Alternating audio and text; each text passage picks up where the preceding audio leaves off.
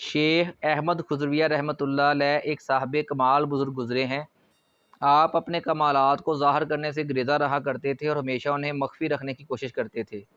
آپ فقراء پر اور مساکین پر دل کھول کر خرچ کیا کرتے تھے۔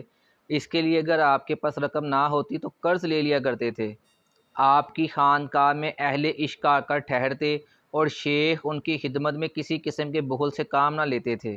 ضرورت پڑتی تو صاحب حیثیت لوگوں سے قرض مانگ لیتے۔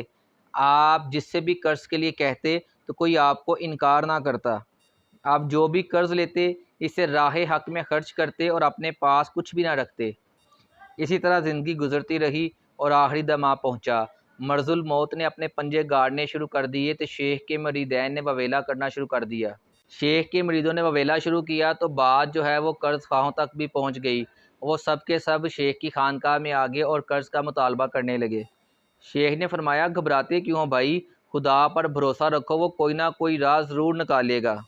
یہ بات سن کر قرض خواہوں کے منہ لٹک گئے کہ بھلا ایسے موقع پر خدا کے فرشتے آسمان سے 400 اشرفیاں لے کر اتریں گے؟ کیونکہ تمام قرض خواروں کی رقم تقریباً کم و بیش 400 اشرفیاں ہی بنتی تھی۔ وہ سب نا امید ہو چکے تھے کہ شیخ کے پاس تو اپنے کفن دفن کے پیسے بھی نہیں، بھلا 400 اشرفیاں کیسے اتاریں گے؟ ان کی باتیں سن کر شیخ نے فرمایا، حیف ہے ان عمرہ حضرات کی ذہنی مفلسی پر، انہیں اس خدا کی ذات پر بھروسہ نہیں جس نے انہیں اتنا کچھ دے رکھا ہے۔ فرماتے ہیں، بھلا خدا کہاں سے فرشتے کو بھیجے گا تاکہ وہ 400 اشرفیاں لا کر ان کے حوالے کرے؟ اے بد نصیب لوگو، میرا خدا ہر معجزے پر قادر ہے، تم صبر تو کرو۔ ابھی شیخ یہ بات کر ہی رہے تھے کہ گلی میں سے ایک حلوہ فروش کی آواز سنائی دی۔ شیخ نے اپنے خادم کو حکم دیا کہ اس حلوہ فروش لڑکے سے سارے کا سارا حلوہ خرید کر ان قرض خواہوں کی خدمت میں پیش کر دو۔ بہرحال یہ ہمارے مہمان ہیں اور ان کی تواضع ہمارا فرض ہے۔ حکم کی تعمیل کی گئی اور اس حلوہ فروش سے تمام حلوہ لے کے ان قرض خواہوں کے سامنے مہمانوں کے سامنے رکھ دیا گیا اور مہمانوں نے سارا حلوہ چٹ کر دیا۔ حلوہ فروش لڑکے نے شیخ سے حلوے کی قیمت مانگی جو کہ نصف دینار تھی۔ شیخ نے کہا، اے فرزند، اس وقت میرے پاس پیسے نہیں ہیں، اب آخری وقت آیا ہے، یہ سامنے قرض خواہ بیٹھے ہیں، تو چاہے تو بھی ان کے درمیان بیٹھ جا۔ شیخ کی بات سننا تھی کہ حلوہ فروش لڑکے کے سر پر تو جیسے آسمان ٹوٹ پڑا۔ غصے کے عالم میں تھال زمین پر دے مارا اور رونے لگا۔ رو رو کر برا حال کر لیا۔ کہنے لگا، مجھے ٹھگ لیا گیا، مجھے لوٹ لیا گیا، کیا بری گھڑی تھی جب میں اس خانقاہ کی طرف سے گزرا اور آواز لگائی، مجھے کیا خبر تھی کہ شیخ کے بحروب میں کوئی ڈاکو بیٹھا ہے۔ اب میں اپنے استاد کے پاس خالی ہاتھ کیوں کر جاؤں گا، وہ تو مار مار کر میری کھال کھینچ لے گا۔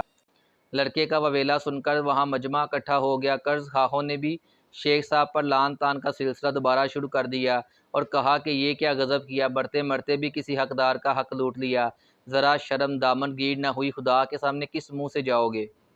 شیخ صاحب یہ سب کچھ صبر و تحمل سے سنے جا رہے تھے۔ ظہر کے وقت تک وہ حلوہ فروش لڑکا آہ و فغاں کرتا رہا، لیکن شیخ صاحب نے کمال حیرت سے ایک بار بھی اس کی طرف نہ دیکھا اور نہ اس کی کسی کڑوی کسیلی بات کا جواب دیا۔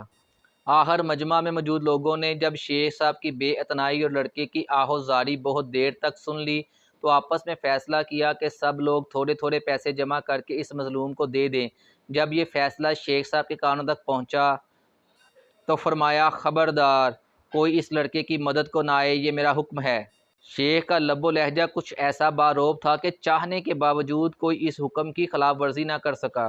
ظہر کی نماز کے بعد لوگوں نے ایک اور عجیب ماجرا دیکھا کہ ایک شخص بڑا سا تھال سر پر دھرے چلا آتا ہے۔ اس نے آتے ہی یہ تھال شیخ کے سامنے پیش کر دیا اور سلام کر کے عرض کی، میرے آقا نے یہ نظر آپ کی خدمت میں بھیجی ہے اور کہا ہے کہ اگر آپ اس تحفے کو اپنی قبولیت میں لے لیں تو بہت احسان ہوگا۔ شیخ نے اپنے خادم کو اشارہ کیا۔ اس نے تھال پر ڈھکا ہوا سر پوش ہٹایا اور حاضرین مجلس نے جو منظر دیکھا وہ ان کے خون منجمد کرنے کے لیے کافی تھا۔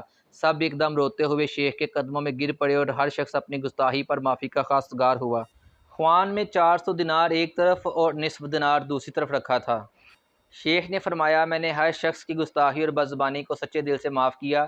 تم لوگوں کو اتنا انتظار کروانے کا ایک ہی مقصد تھا کہ میں نے بارگاہ ایزدی میں دعا کی تھی کہ اس موقع پر تو ہی مدد فرمائے تو ڈوبی کشتی کو ساحل نصیب ہو سکتا ہے۔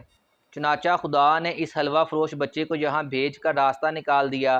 اس لڑکے کا نصف دینار اگرچہ مالیت میں تمہاری رقوم سے انتہائی حقیر ہے، لیکن اس لڑکے کے لیے وہی خزانہ تھا اور وہ اپنے لٹنے پر اسی طرح رویا اور چیخا جیسے کوئی اپنی انتہائی قیمتی شے کے کھو جانے پر آہوزاری کرتا ہے۔ حق تعالیٰ نے فرما دیا تھا کہ جب تک یہ حلوہ فروش بچہ اپنے آنسو نہ بہا لے گا ہماری سخاوت کا دریا جوش میں نہیں آئے گا۔ اگر غور کیا جائے تو وہ طفل حلوہ فروش اصل میں کون تھا؟ وہ تیری چشمیں خشک تھی جو خدا کی یاد اور اس کے فضل کی طلب میں رونا بھول چکی ہے۔ مگر جب خدا ہمیں اپنی رحمتوں سے نوازنا چاہتا ہے تو بعض اوقات ہم پر ظاہر میں ایسے مصیبتوں کے طوفان گزر جاتے ہیں کہ لگتا ہے کہ ہم سے مظلوم و بے بس اس دنیا میں کوئی ہے ہی نہیں۔ پھر ہم اس لمحے سارا تکبر، سارا غم بھلا کر خدا کے روبرو سجدہ ریز ہو کر اپنے حقیر ہونے کا اعتراف کرتے ہیں، اور پھر اس سے اس کی شان کے حوالے دے دے کر اس کی رحمت کو جوش میں لاتے ہیں۔ سجدوں میں گر کر روتے ہوئے دعا مانگنا خدائے بزرگ و برتر کے نزدیک سب سے خوبصورت عمل ہے۔ جب وہ ہمارے ایک توبہ کے آنسو پر ہمیں جنت الفردوس کے خزانے دینے پر راضی ہو جاتا ہے تو اس عارضی دنیا کے آرام و راحت دے دینا اس کے لیے کوئی معنی نہیں رکھتا، بس مانگنے کا سلیقہ آنا چاہیے۔ کوئی سلیقہ ہے آرزو کا، نہ بندگی میری بندگی ہے، یہ سب تمہارا کرم ہے آقا کہ بات اب تک بنی ہوئی ہے۔